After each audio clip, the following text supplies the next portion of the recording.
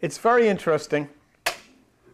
Here we are in our culture, and it's become extremely a militaristic culture. And, once again, the military is at the forefront of our popularity charts, which is, understandable given the nature of what's going on. But it seems that the violence that spawns off of these things continues, and we're hearing in Israel today, and they're blowing people up all over the place. And it's hard for many people to understand. We get caught up in the excitement of it and the intense fervor of patriotism, and the songs and the flags and the prayers all become part of it. But the killing, goes on. Even in Afghanistan, which of course we're going to win the war. There's no way you could not win dropping that many bombs on people. You have to win, but you lose, basically, because, once the ball is in their court, then you have to wait for their next attack. But I wanted to go on back for a minute and just look again at the implications of the crash of that American Airlines plane in New York on November 12th. We didn't really have too much of an opportunity to discuss that before I left. All we know so far is that the tail of the plane fell off. And that should not be acceptable. And then if you notice, everything has been very quiet since then. We put it kind of in a closet. Why would the tail of an airplane fall off? We say, well, could it have been terrorists? Well, if American Airlines allowed a plane to go into the sky with 300 people on it, a plane that was going to fall apart, that to me would be commercial terrorism of some kind. I think, but no one really has followed up on that, and so we don't really know. All we know is it was very curious. And there's a word that enters the picture, and I wanted to consider it with you, and the word is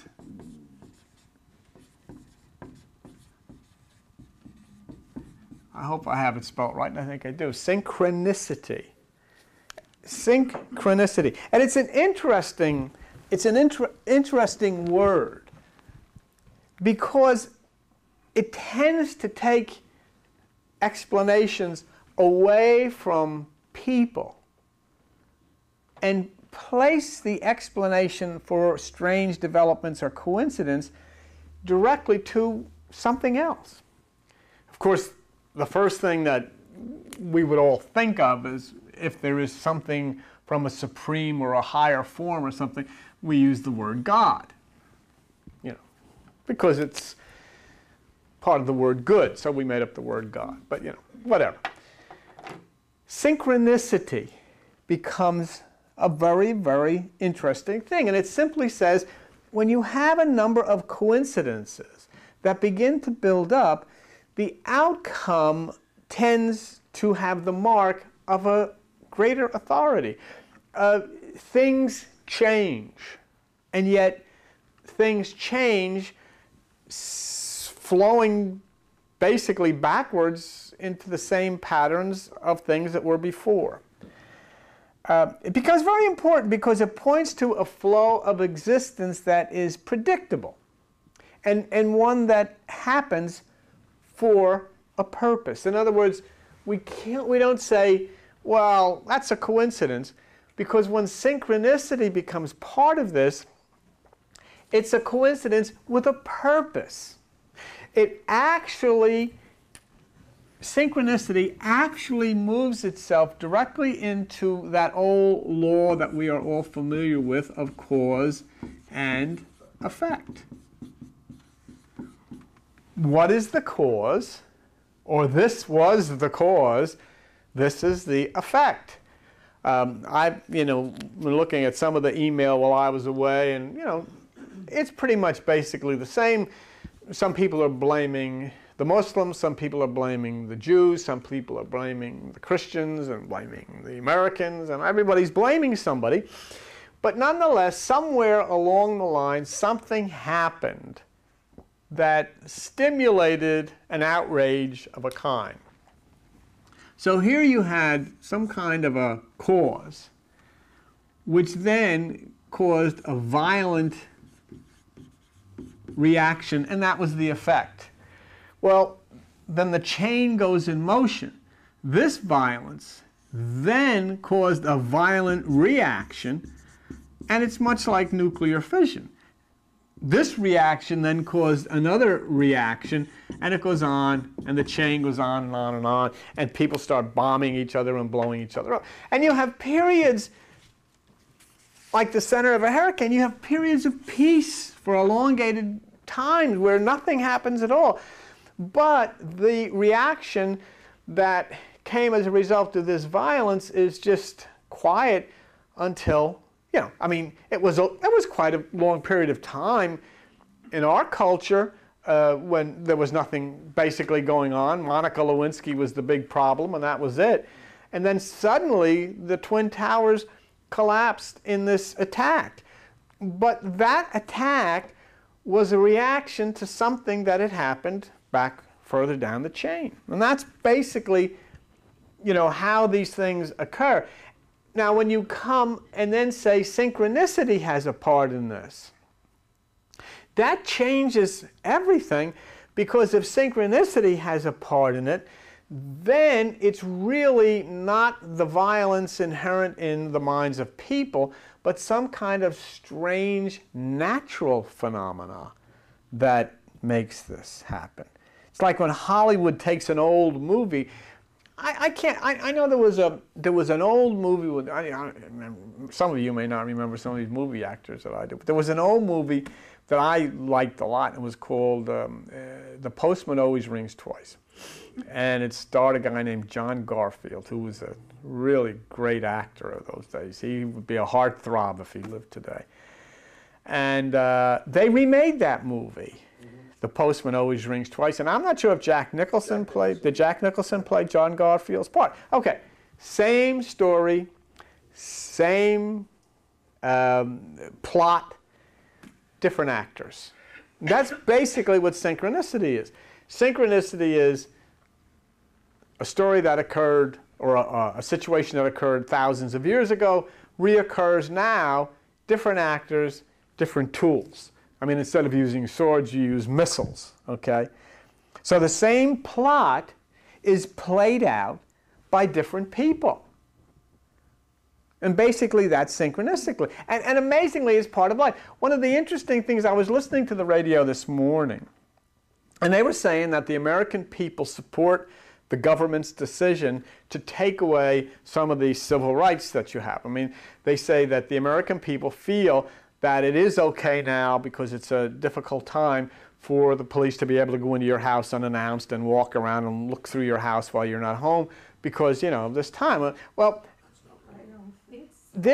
but they do, and that's the law now. You have to understand. That's the law. The police have the right to come into your house, look around, and when you're not home, and then tell you they were there after you come back, okay? And majority of people, I think it was something like 76% of the people thought, well, you know, it's okay, you know, for now. But if you go back into the 1930s, that's exactly how it happened in Nazi Germany. Everybody gets caught up in the songs and the flags and the patriotism, and at all costs, they say, government, protect us from this evil. Well, now, back away from it. No one is in any way insinuating that there's any Nazis in our government in Washington. I'm not saying that. I'm not insinuating that there's any evil people there. I'm not considering that the president or anybody's evil. It's just the way it happens. It is just the way. Circumstances replay themselves. The plot plays out again in a different way, a different environment. So, you know, well, you might have an Adolf Hitler, obviously an evil character, saying, we have to do this for your good. And everybody says, Sieg Heil, you're right. Now you have a George Bush, good man, not an evil man, good man, saying, we have to do this for our common good. And everybody says, you're right. But the effect is exactly the same. See? Because you don't have people taking your freedom away. That's not the way it works. You give it away. And when they play the songs and they wave the flags and everybody goes to church and they all come out and say, we have to do this, we're united, we stand as one. And then you find out that the police do have a right to do these things. They're setting up military tribunals to try people who were involved with this stuff, which means that the trials can be conducted in secret. The trials can be conducted in secret, and there's no jury. The jury and the judge are made up of soldiers. Okay, now, you know, a lot of people say, well, you know, you really have to do that now because of this Osama. The problem with it is it establishes itself once again. It's nothing new. It's nothing new. It's something that's happened before. And the idea is simply to look again at this play, this drama that you're an actor in, and see how, once again, the drama replays itself. So we have we have an evil situation with Nazis and Hitler saying we have to take your liberties away for your common good. We have good people now, and they're saying we have to take your liberties away for your common good. We'll protect you. The outcome is the same. Say, and once even the situation calms down, you still have the government now, which can look at your mail or your email or come into your house and do all of these types of things, which they never could do before. And it just happens. Not evil people doing it. It just happens. It's synchronicity. It's happened before. It happens again. We're actors in a new version of an old story that's been acted out before by other actors, or were those other actors us too? So what is synchronicity from a standpoint of definition? So let's take a look at overhead 507. And synchronicity, okay, the state or fact of being synchronous, good. Coincidence of events, now here's the part. Coincidence of events that seem to be meaningfully related. Attack, anti-Jewish attack, York, England, Tower, 1190. Attack, anti-Jewish attack, New York, Twin Towers, 9/11. Synchronous. But here's the point about synchronicity. Synchronous, not just, wow, that's a coincidence, seeming to be meaningfully related. In other words, there's a connection here. Say, a connection that the hijackers could not have known about, or maybe they did, but still, you know, in other words, it's out of their hands, out of your hands. But here's an interesting point. This is something we're going to look at shortly. Conceived in the theory of Carl Jung as an explanatory principle explaining on the same order as causality. Carl Jung was a noted psychoanalyst who did a lot of work in synchronicity, saying, how could these things, we're going to look at some of that. But this word causality, we want to raise the thing here. We'll take a look at that word, causality. Causality, the principle of relationship between cause and effect. Okay, what was the cause of the airplane crashing into the World Trade Center? You notice I didn't say what was the cause of the World Trade Center falling down. We know what that was. Airplanes hit it. What was the cause of the airplanes hitting the World Trade Center? Why did they fly into the World Trade Center? What was that all about? And so you go back then and we get into this thing of synchronicity. Just drop that again. Synchronicity saying a meaningful coincidence. Coincidence that seems to be meaningfully related. The two important words are meaningfully and related. It didn't just happen. It happened for a purpose, which then takes it way out of the privy of George Bush or Osama and puts it into the privy of what we refer to as God. A structure of intelligence that we can't see, we can't feel, and yet is evidently orchestrating something that we are acting out or experiencing. For what purpose? But having a meaning. say. Isn't this, without God, though, you don't need, we have enough cause and effect. No, wait, nobody can hear you. I'm sorry. Go ahead. We have cause and effect, and we don't need a God. Okay, I'm not quite following you, Albert, but explain. Can you explain that? What happened is that an airplane came, Right. the effect was blam, and we know who did it, Right. why. Right. So No, I understand that. Okay, let's go. Let's dig on that a little bit. We have the Twin Towers. We have the airplane. Bang, bang. The thing comes down, and we know, and there's no problem. We know basically that this was, as far as we understand, a Muslim, anti-Jewish type of sentiment and so forth and so on, and an attack against a World Trade Center, and in the United States as an accomplice to the Jews and so forth and so on. So we don't really need this as part of the explanation. However, this is the problem. We have this anti-Jewish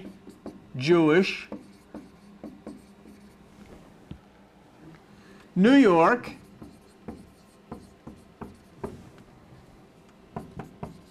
Twin Towers, September 11th. Now, we had in not 9/11 but 11/90 a tower in York, anti-Jewish. It appears synchronous.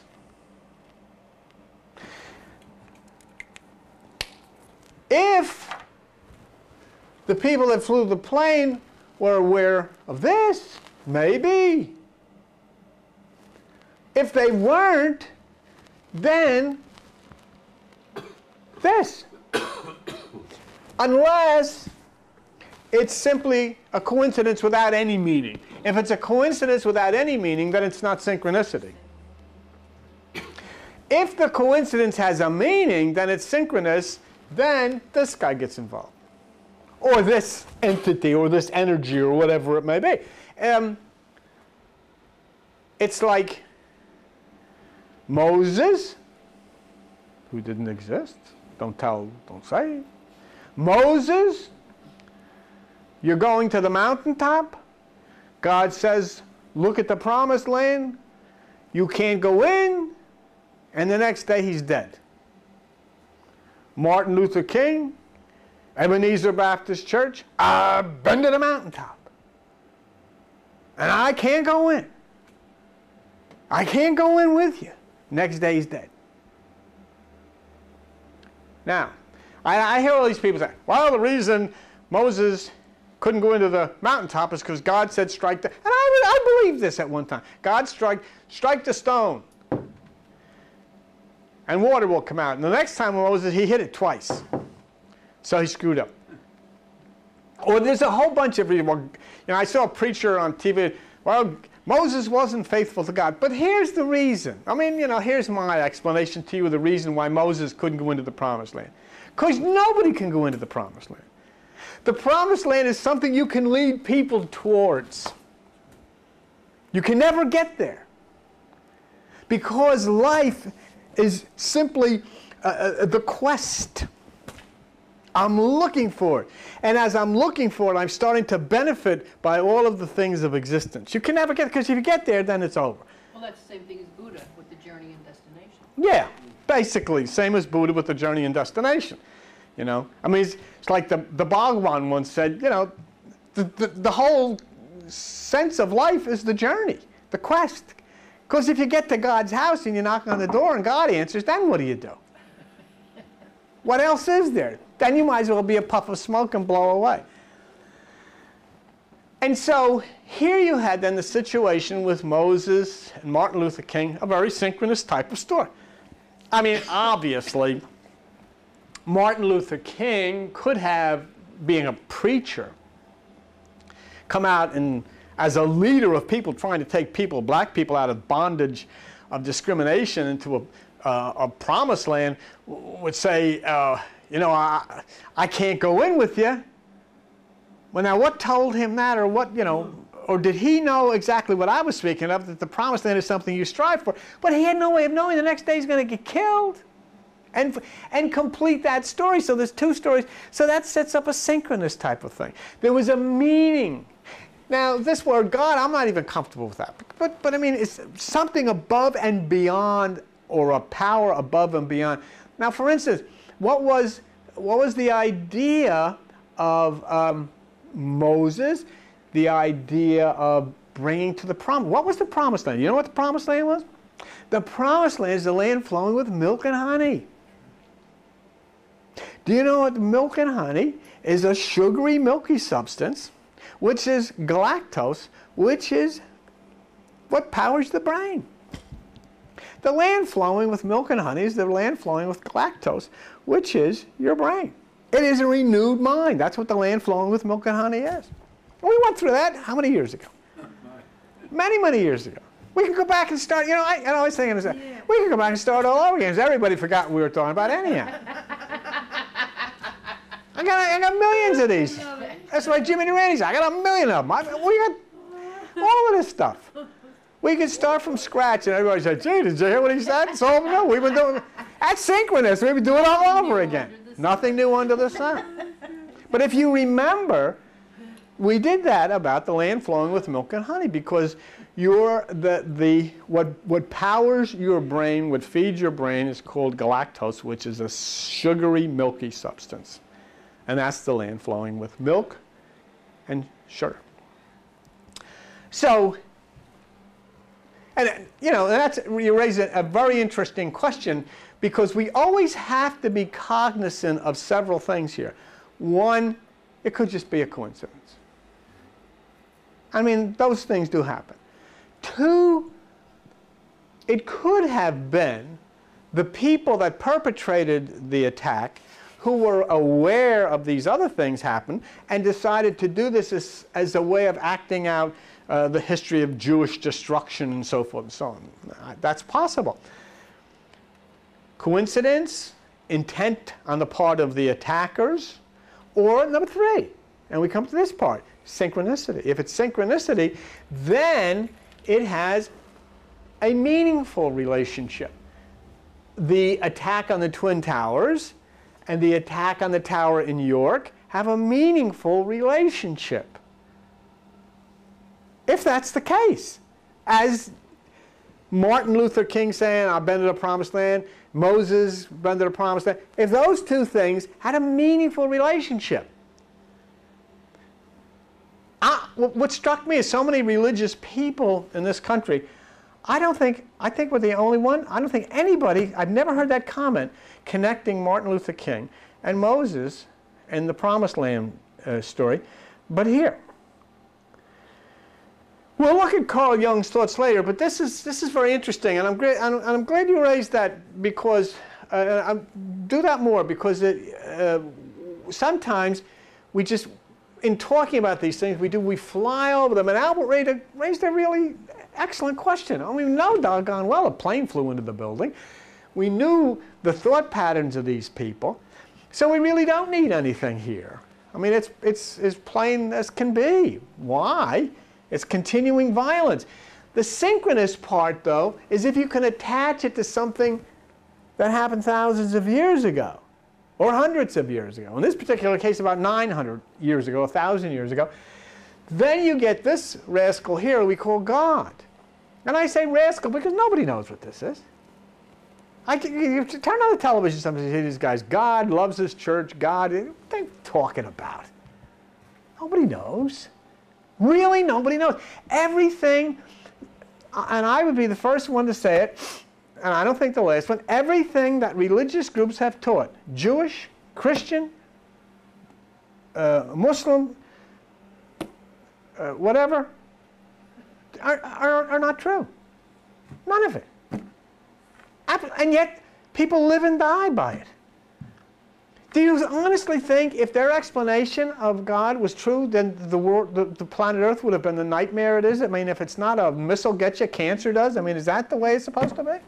Of course not.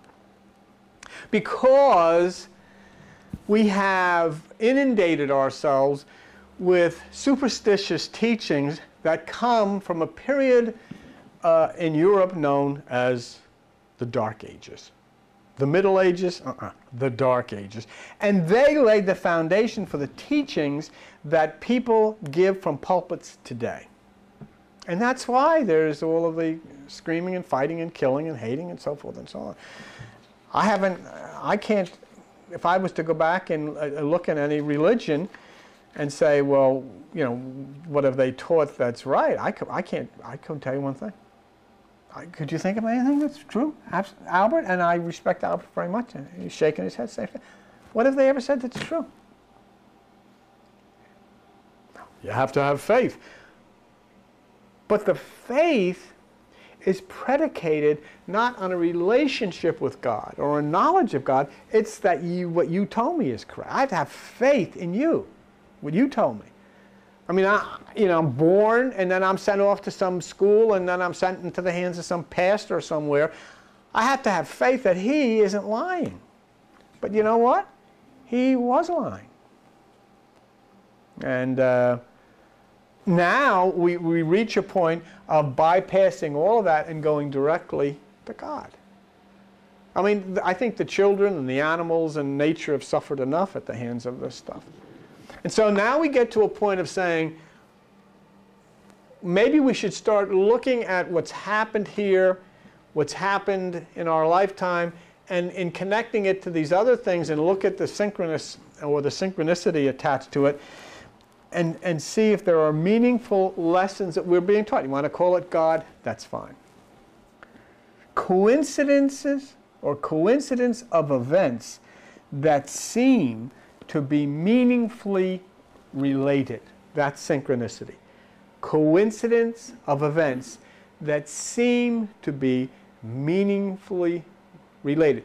Would you think it reasonable to say that the story says Moses went to the mountaintop, saw the promised land, and was dead the next day, and the fact that Martin Luther King said he went to the mountaintop, saw the promised land, was dead the next day? Would you think that's synchronous? I would. And if it's synchronous, then those two stories are meaningfully related. Why? Nobody asks. Okay. Anti-Jewish attack, New York, Twin Towers, 9/11. Anti-Jewish attack, York, Tower 11/9. Would it be reasonable to say their two are synchronous, they're related? Meaningfully. Then it would say meaningfully related. Why? In other words, things happen, events. We call it coincidence because it appears that the same thing has happened at a different time in a different place. Obviously, different equipment is used. Somebody's riding a horse and attacking. The other guy's flying a 747 and attacking. It's the evolution. Yet the definition states that the events seem to be meaningfully related. In other words, there is a reason that these things happen. This is the scary part. Or not scary part, the interesting part. There is a plan. That something has devised a plan. There is an intelligence, and if there's a plan, there's an intelligence behind the plan. Now you know what we're running into? Who said this can plan and carry out the plan? If anything can plan and carry out the plan, it is an intelligence, it is consciousness, it is photon. Remember? When we were studying Kramer and Zukov and all, they said, photon has the ability to plan and carry out the plan intelligently, therefore it is conscious. Light, photon. Light. God is light. So you go on to that second word. You want to put that back up? That second word in the definition, causality, you see the relationship. We'll drop it down, the principle on the same order as causality. Okay, causality, the principal relationship between cause and effect. There is a conceived principle here. The cause that happened and resulted in an effect before. Let's go back for a minute. The cause of the attack in York, England on the tower in 1190 resulted in an effect of devastation against the Jewish people, whatever else might have happened, I didn't study. But what it's saying here is that effect and that cause will happen in the same way now. And what brings it into synchronicity is here, tower, Twin Towers, 1190, 9/11, York, New York, anti-Jewish, anti-Jewish. The cause that happened and resulted in an effect before, York, England, will happen basically the same way and result in the same effect at another time, September 11th, 2001. And that's exactly what the Bible says. Carl Jung talks about cause and effect coming from synchronicity, a meaningful purpose.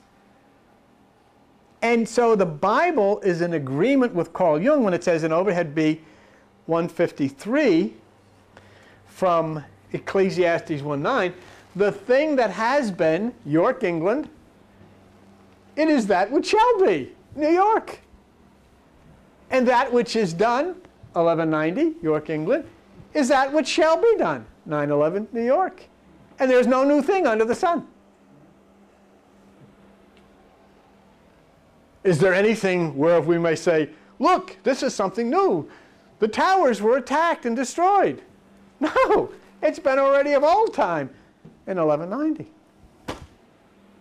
which was before. And so what interesting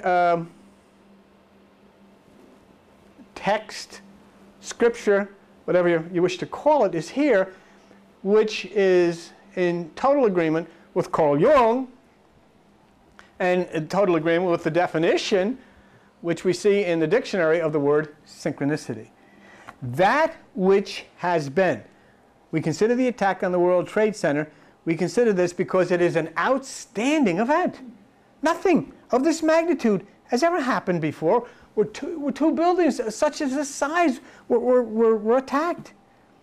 So in looking at the attack, we follow synchronicity and say what has happened in the past may be similar or at least carry coincidental aspects in it. Because synchronicity and the Bible both say there's no new thing under the sun. You know, this should be very interesting. It's very interesting to me because, you know, we're getting to something that we can say, this is something in the Bible that's absolutely true. We can prove it. Very few things in the Bible you can. So when you go to that second word there, causality, it's interesting. Back once again to the date of destruction in Judaism, you stay there, Tisha B'Av. Remember we did that? Probably to the point where you got sick of it. Tisha B'Av. Okay? Which is a time to commemorate destruction in Judaism. In the lunar calendar, which is the religious calendar of Judaism, it means 9/5. In the solar calendar, which is the calendar the outside world uses and that we use, it means 9/11. For this reason, it becomes curious. We have an anti-Jewish attack on the World Trade Center on 9/11. And in addition, when considering 9 AV, we find the World Trade Center was located on Greenwich Street, which begins in Upper Manhattan, as 9th Avenue. So, 9 AV is the synchronicity part. that could not have possibly been planned by the hijackers because the World Trade Center was built so long ago. But this is the scary part. The hijackers didn't know they were going to build the World Trade Center on an extension of 9th Avenue. They weren't even, maybe some of them weren't even born, I don't know. But was it placed there for a meaningful purpose? Was it placed there because it was doomed from the very beginning? Was this the golden calf that was going to be destroyed via the Old Testament? So if the World Trade Center had any significance of being on 9th Avenue, or at least an extension of it, that would have had to have been planned by a higher power, a higher intelligence, not hijackers. See, I don't know if you see what I'm saying. The tower, the date, the anti-Jewish attack, if this is synchronicity, then even though the date and the anti-Jewish part and the tower part could have been planned by Earth people, the fact that the place was on an extension of 9th Avenue would have had to be from a higher source. They couldn't have done that. A strange play being acted out again, connected with the World Trade Center, comes to us as I talked to you about in York, England. The same thing, Clifford's Tower, 1190. I mean, it could have been any other date. It could have been 1291, or it could have been 1191 or 10 or 8, but 11/9. This is 9/11. So this year we had an anti-Jewish attack, Twin Towers, New York, 9/11. Possibly could have been in the minds of the attackers. But it's beginning to look to me like we have a higher intelligence involved here. In other words, this whole thing may be planned out, and it may be coming to a tremendous final page in the book. Because this attack and this attack are only different in the size of the destruction. So then what comes next? And if what comes next isn't really coming from attackers, but is coming from this power, then what is there to say? I mean, then you can just whip out your Bible and go to the last pages of the book of Revelation and read about the great city laying in ruins and the smoke coming from the city and all of the people who traded and dealt in stocks and everything, wailing and gnashing of teeth and all that crazy stuff because it's over.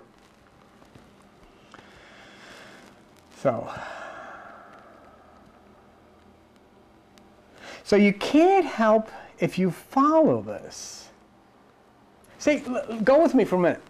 9/11, Jewish destruction. 1190, Jewish destruction, towers, New York, Willis, York. An old movie that has been recast with new actors, us, for a meaningful purpose. That's scary. Not scary, it's scary. It opens up a whole involvement of something that you or I or President Bush or Osama or nobody else has any control over or can change at all. A meaningful purpose. It happened before, it happened again. What's next? So then if you follow this the way I'm following it, you cannot help but come to the conclusion that this plan is, for lack of a better word, God's. In other words, it would appear this may very well be the will of God. And if that's the case, forget about it. And so then you go on to this thing that happened next, and that was the flight of this airplane the tail fell off. Well, you're not going to find anything like that thousands of years ago because they didn't have any airplanes. How could synchronicity figure here? Because back in the Bible times, there was no airplanes. So then how could it possibly be synchronous? I had somebody write me, there is a little variation on the opinion as to the destruction of the first temple. Some theorize it was 586. Some say 587. I have some people say, well, there's a question here because there's a lot of a lot of historians that feel that the destruction was 586, not 587. But I wonder if synchronicity is involved here, and the synchronicity is saying it was 587.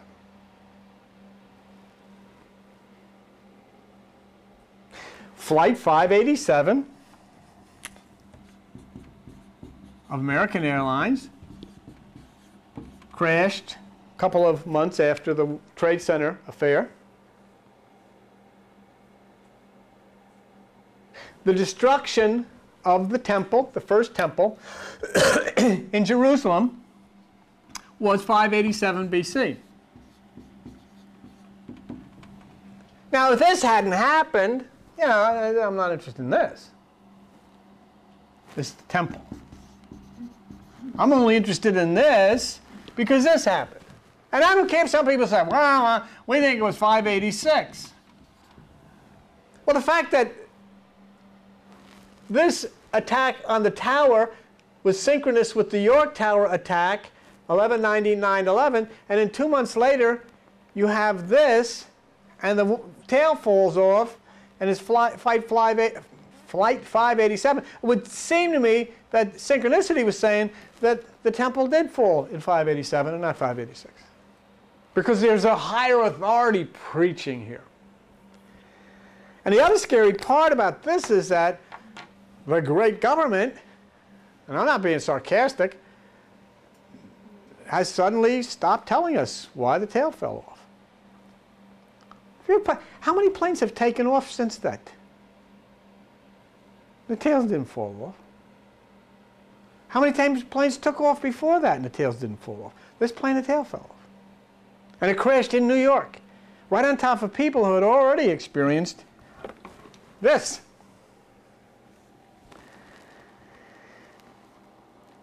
So the first temple destroyed 587. You know what is interesting to keep in the back of your head? When was the second temple destroyed?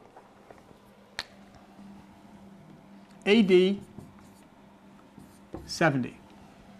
How many would like to get on flight 70? Anywhere. I wouldn't. I wouldn't get on flight 2 anywhere. Yes? It's interesting that you said 2 because when you add up those numbers, 5, 8, and 7, it comes out 20, which is 2, and the 9, 11 reduces also to 2, and 2 is the number of secrets. Okay. Very good.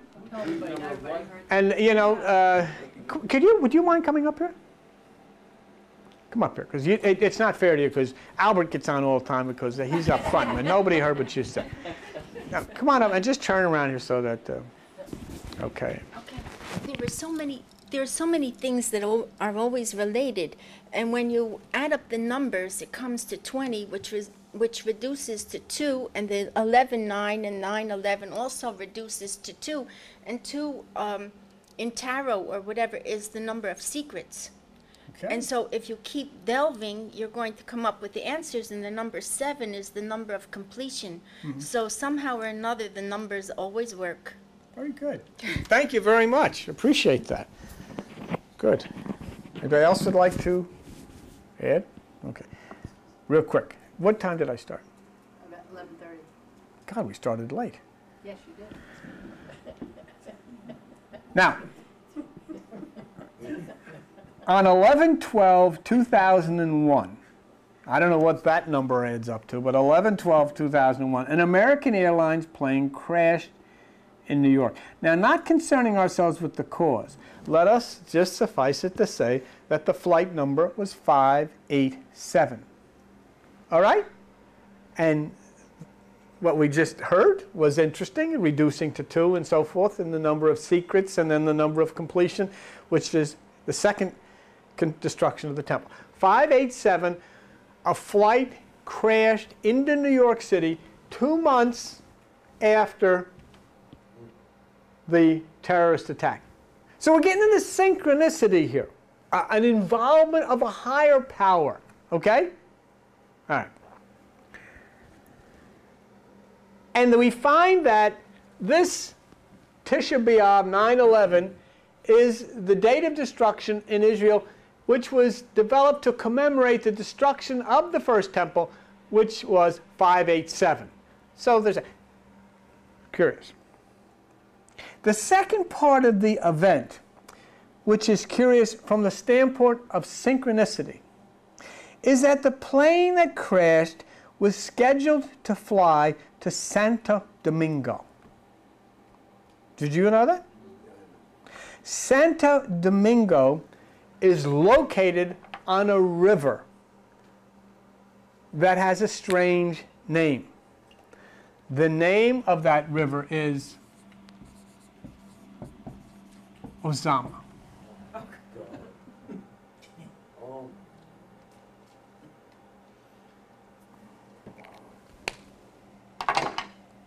It's a coincidence. Nobody can make that up. This is a fact. It's on the Osama River. Flight 587, the date of the destruction of the first Jewish temple, crashed on its way to Osama. Now, in a short space of 2 months, to me, in New York, there is too much coincidence to be coincidence. I have to say there is an involvement either in the minds of the hijackers. Did they know that 587 was flying to a city on Osama or not? If they didn't, then it's synchronous. It's a meaningful purpose. And you are involved. I mean, you all came here. Many of you have come here for a long time, and you all sat out there and say, when's something going to happen? All this stuff is happening, and you're staring at me. Some of you guys? Because what can you say? You can't change that. You can't change that.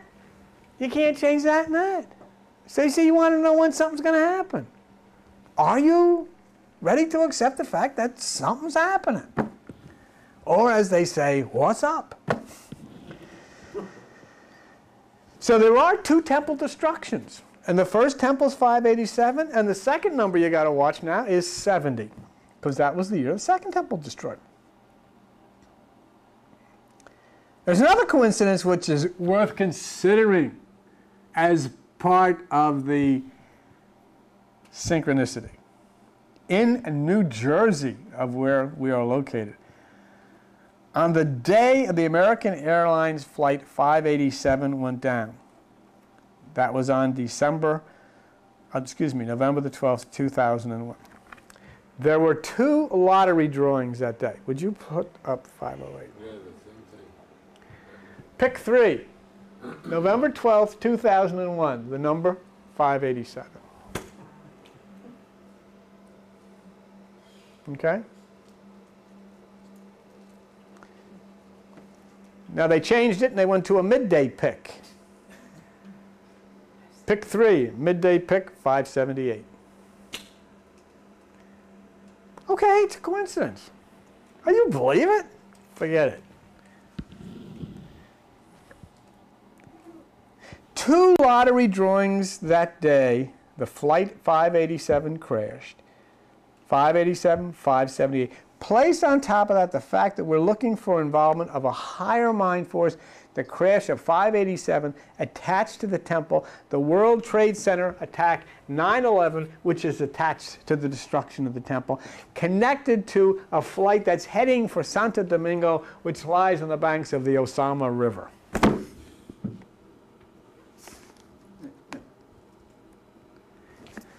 I think the big guy's involved here.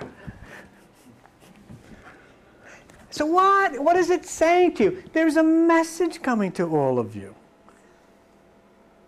To all of us. That something is up. Something really amazingly exciting and interesting is here.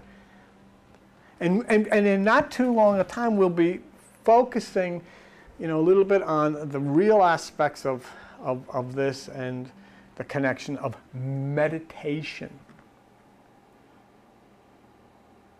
Try to move away from the abilities or lack thereof of earthbound hijackers and look at the non-earthbound invisible entities of photon, intelligent light beings, those hovering in this room, sitting right next to you right now, whispering in a non-audible way through light into your head saying, are you paying attention to this?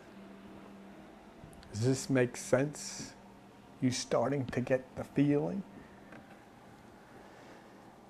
Then you're saying that this brings in the money changer aspect of it. Not necessarily this. No, I don't. It's a point that you raised, and Jones raised the question, does this bring in the money changer aspect of it? I don't, I wouldn't be able to say that one way or the other. A pick 3 or whatever in the lottery. I think what more than that brings in the, all right, just a minute here, we got the balcony's getting upset. All right. Oh, all right, get up here.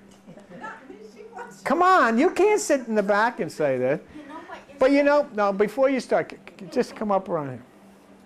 I'll make your call. What I do think, however, brings the money changers part of it, and I just think this. I mean, I'm just thinking this. What I do think is possible are the gold bars, the billions of dollars of gold bars they brought out of the basement of the World Trade Center, which definitely could have connection to the golden calf. Yes, ma'am? Once again, these numbers are talking to you because 5 is the number of money. 8 as is above is below, and then 7 completion. So here you're talking about money, and you're talking about what's going on in the world, what we are doing and how we are doing it, and if we don't straighten up. And this is a very, very big message. Okay. Far greater than... Well, you work on that and delve into it. Very good. No, you delve into No, but you see, everybody has a skill here, and she obviously is studying this, and I'm not a student of that. And that's why it's so helpful when you come up, and if like what Albert was given to check me here a little bit, and let's get a deeper explanation, because we can go off and not fulfill the things the way it should be. And so that's very interesting. Albert was a scientist in his working days, and I remember that one of the things that he told me a long time ago is take everything and put the slide under the microscope. And a lot of it isn't going to work. But only by neglecting nothing and putting everything under the microscope will you find. And that's why all of these things are so interesting. And as you said, it's certainly 587. And just where she was talking about money, it could definitely be a connection. Because we don't know the mind of the invisible. Keep in mind now, we're talking to and we're going to be guided in a few weeks by Carl Jung and his thoughts on this. And this guy really was a special character. And Carl Jung says this synchronicity stuff has a meaningful purpose to it. It's not just an accident. Okay? So then the importance of our search takes us to an extremely amazing reaches, far more important than the plans of any earthlings. Was that somebody knocking on something? Okay. Well, I don't know. Let me just end this here. When we last met, okay, we discussed the presence of God in the attack on the World Trade Center. The hijackers were praying, remember?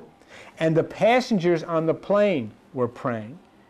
And from what we observed in the outcome, it appeared that God listened to the prayers of the hijackers because their mission was successful, while the passengers who were praying to have their lives saved died. But when we took a closer look, if you remember, at the instructions of the hijackers, we found a prayer that seemed to counter the argument that their prayers were answered. And we're going to take a look at that. We're going to take a look at the nature of God, prayer, and all of this business as we go along, and then reintroduce you to Carl Jung and some of his thoughts, because I think we have enough here to say to us, let's stop looking at President Bush and stop looking at Osama and stop looking at Israel and all of this, and start looking upward at this plan, this play, that's being acted out by all of us, and which we are about to really experience big time. As William Shakespeare said many years ago in his writings, all the world's a stage, and all the people are merely players. And the drama is the same show. And so the old movie has been recast with a new cast of characters. So we can look at that and probably get a pretty good idea. And then on top of that, the great input we've had this morning on the value of number. And you know, sometimes you see a person come up and say, well, this number means this, and this number means that, and that number means this. And a lot of times you don't take that in any way seriously. You say, yeah. There was a person who kind of felt the very same way, and that was the father, if you would, of mathematics, was Pythagoras. And it might be well to look back at his work as a premier mathematician and a person who dabbled in what is called trans-teleportation. I remember when Pythagoras, in addition to his mathematics and the meaning of numbers, which the Greeks were very famous for, in the harmony of Apollo and so forth, but Pythagoras gave the notes from each of the planets. And they said, well, how do you know what notes come from the planets? He says, because I've been there. And you know, who is to argue with somebody of that stature? But if you look at all of the geometric patterns of the Greeks, they're all based on numbers and meanings of numbers, and indeed the crop circles are of the same thing. So it's a very interesting time. Yes? With Gaskell, with 2, wasn't that also good and evil, the opposite? Yeah, well, there's a duality. Yeah. There's a duality. Numbers can have various meanings, and of course, you know, you take these things here, and you bring them into the structure of where you live, and you apply them. Tish B'Av in Jewish religion is 9/5. Tish B'Av in the cultures of the world outside of religion is 9/11. And then, you know, you can start looking at numbers and start breaking down and really get into this stuff. But whatever, the point in this particular day that we're discussing together here is that it would appear as if this was part of a cosmic plan, is part of a cosmic plan, and the implications of it are far above and beyond anything that any religious people or politicians of this earth are aware of. Considering the security of the airlines these days, it's going to be hard to believe that if any other plane would then take a dive. Right? Yes. But isn't the entrance to the Holland Tunnel on off the 7th Avenue or on 7th Avenue? I don't know. Yeah. It could be. I know that the entrance to the Lincoln is on 9th. Right. Yeah. I mean, all of those things are interesting. And you know what? The direction you're going does not necessarily mean it has to happen next month or next week. It could be next year. Yeah. I mean, once we're firing the volley now, it's like a tennis game, and we're serving now, and we're serving up big time over in Afghanistan. Well, then after everything stops, then the ball's in their court, and then, you know, who knows? But you know, Don, what you say takes us back just for a moment to that point. If it was up to the president or up to Osama or up to the Taliban or whoever these people, I have no idea who these people, but if it's not up to any of these people, right, it'll happen. And, you know, it's going to happen. It's like the earth changes idea and the concepts. It's who can stop that? Who can change that? So these things definitely can happen, and I would say that would be a prime thing to consider. Well, how do you go into New York when you go in? You go in Lincoln or Holland? I don't go anymore. Lincoln. Well, I think you should take the Holland Tunnel and see where it goes out the next time. You're downtown anyway, right? Yeah. Well, why would you? Yeah, but you come out, you're downtown. Well, I've always gone through the Lincoln Tunnel. Always got, and there was never a time. There was never a time, Donald, that I didn't go through the Lincoln Tunnel, sitting there thinking, "Wow, what a place to blow this." Yeah. Oh, you know. And then you'd accelerate a little, and always looking for that light at the end of the tunnel so you get out of there. But, you know, I just want to leave you with this one thing, and today, that's very important to me. My mind has been pulled a little bit away from the plans and the plots of the earth people to the plans and the plots of the non-earth people. And that this is not something of Osama or President Bush or Jews and Muslims, but is something of a much higher nature. And if it is, then it fulfills itself in the book of Revelation. There's no... Is this section on your website about the 587, Osama, San Domingo? No, I don't think I got that on yet, because I've been away in Florida.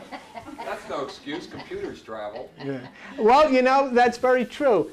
And I did take my computer with me, and the only place that I was able to get a connection for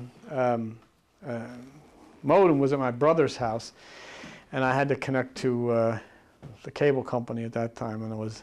He says, "Oh, don't worry about it." I said, "It's an 8, you know, don't worry about it." He said, "I don't care if it's an 800 number. Don't worry about it. Whatever you need to do." So, but I tied up his phone for about an hour and a half. You know, that message is coming in. It takes my time. So, but that's all. I didn't really get into any. Albert. Yes, Albert. No, I just wanted to tell you,